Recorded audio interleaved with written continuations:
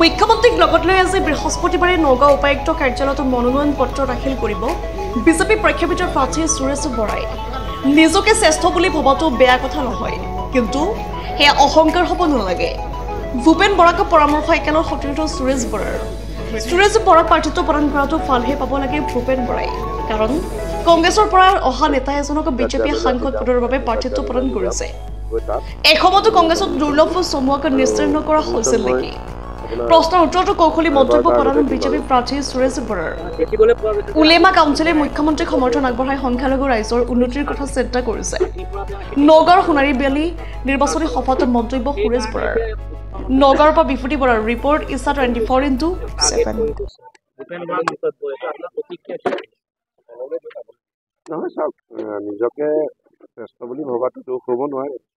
মানুহে সদায় নিজকে শ্ৰেষ্ঠ বুলি ভবাটো বেয়া নহয়, কিন্তু সেইটো অহংকাৰলৈ পৰিণত হ'ব নালাগে। আৰু আমি সকলোৱে জানো, এতিয়া অসমৰ মুখ্যমন্ত্ৰী অসমতেই নহয়, গোটেই ভাৰতবৰ্ষৰ মানে এটা ফিগাৰত পৰিণত হৈছে। তেখেতৰ লগত তেখেতে কম্পেয়াৰ কৰিব গৈছে, তেখেতৰ মানে হেৰি আৰু মানে তেখেতৰ নিজৰ চিন্তা। কিন্তু আমি ভূপেন বৰাকো ধন্যবাদ জনাইছোঁ, তেখেতেও ভালকৈ কেম্পেইনিং কৰক, তেওঁলোকৰো ভাল হওক।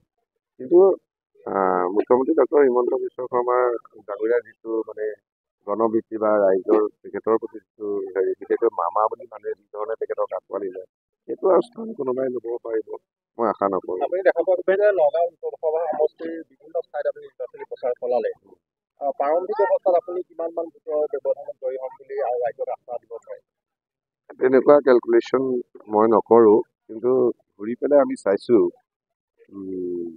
মানে যিমানখিনি জেগা ঘূৰিছোঁ আৰু আমি এটা এটা সমষ্টি হিচাপে কৰি আছোঁ। মানে আজি ধৰি লওক একেদিনাই দুটা তিনিটা সমষ্টিত মই যোৱা নাই। ৰাতিপুৱা যদি এটা সমষ্টিত আহিছোঁ, তাকে সন্ধ্যালৈকে তাতে আছোঁ আৰু তেনেকৈ আমি পৰিকল্পনা এটা কৰি লৈছোঁ। আজি চামগুৰিত থাকিম। সেই গতিকে আমি যিখিনি দেখিছোঁ, আমাৰ সভা সমিতি বেছি হৈছে, সংখ্যাগতভাৱে আমাৰ বহুত সভা হৈছে আৰু আমাৰ সভাত মানুহৰ উপস্থিতিও বহুত হৈছে। আৰু আমি বহুখিনি জেগা আমি আচলতে এতিয়া সম্পৰ্ক কৰি পেলালোঁ। আৰু আমাৰ ডাঙৰ তিনিখন সভা হৈছে, দক্ষ মন্ত্ৰী পীযুষ হাজৰিকা ডাঙৰীয়াই কৰিছে লাহৰীঘাটত, টেঙাগুৰি বুলি কয় তাত এখন কৰিছে জনসভা ডাঙৰ কৰি, য'ত ধৰি লওক প্ৰায় 10,000 মানুহ আছে। আকৌ আপোনাৰ মৈৰাবাৰীত এখন হৈছে, তাতো প্ৰায় 10,000 মানুহ হৈছে। এখন ঢিঙত হৈছে প্ৰায় 10,000 মানুহ। এই গোটেইখিনি দেখি পেলাই মই গম পাইছোঁ যে আমাৰ নিচিনাকৈ যিটো ঢৌ বা হেৰি, সেইটো কিন্তু বেলেগৰ উঠা নাই। মই নিজে কৰি পেলাই নিজৰ শলাগটো বা কোৱা নাই, আপোনালোকেও ফুটেজবিলাক দেখিছে, কাৰণ ফুটেজটো চবেই দিয়ে। আমি এতিয়া সভা কৰিছোঁ, ইয়াত আমাৰ সমৰ্থকসকলে আপডেট কৰি আছে, দেখিছে আপোনালোকে, বা মিডিয়াটো প্ৰতি সভাতে গৈছে, তেওঁলোকৰ সভা সমিতিৰ আপডেট থাকে।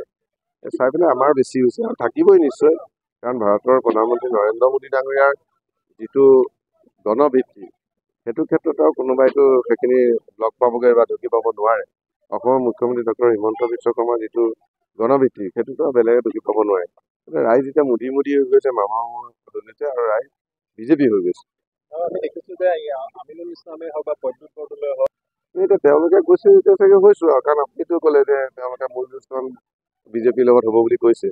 গতিকে হয় আৰু এইটো মানে সত্য কথা, বিজেপিৰ লগতেই মূল যুদ্ধ হ'ব, UDF-ও হ'ব। ভূপেন বৰা ডাঙৰীয়াই কৈছে যে বিজেপি প্ৰাৰ্থী নাই, সেইকাৰণে কংগ্ৰেছৰ পৰা নি প্ৰাৰ্থী নিছে, বিজেপিৰ এইবাৰ নগাঁও সমষ্টিত কি ক'ব এই কথা?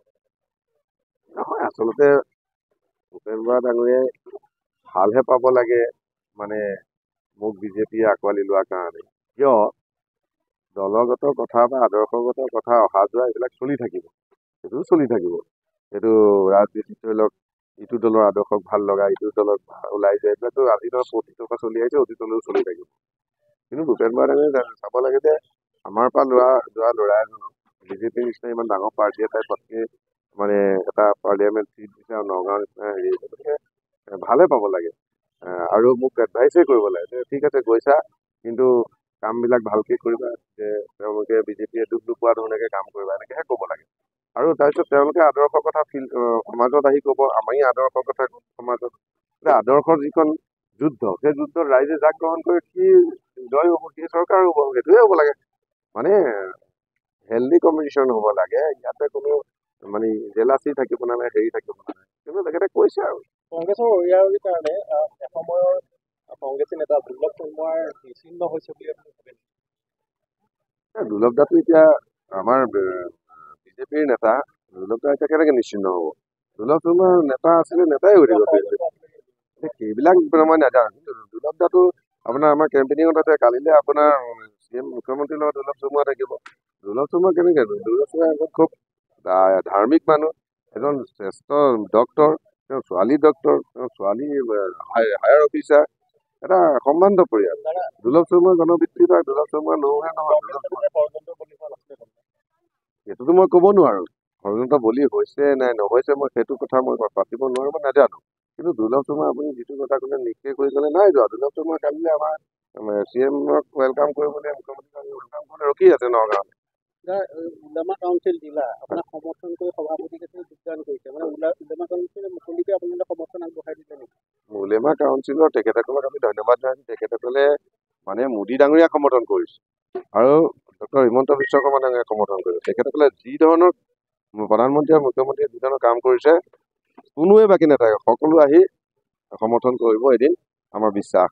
আৰু উলেমাসকলকো উলেমা সংগঠনলৈকো মই ধন্যবাদ জনাইছো যে তেখেতসকলে এই সিদ্ধান্তটো লৈ পেলাই মাইনৰিটি লোকসকলৰ উজ্জ্বল ভৱিষ্যত চিন্তা কৰিছে।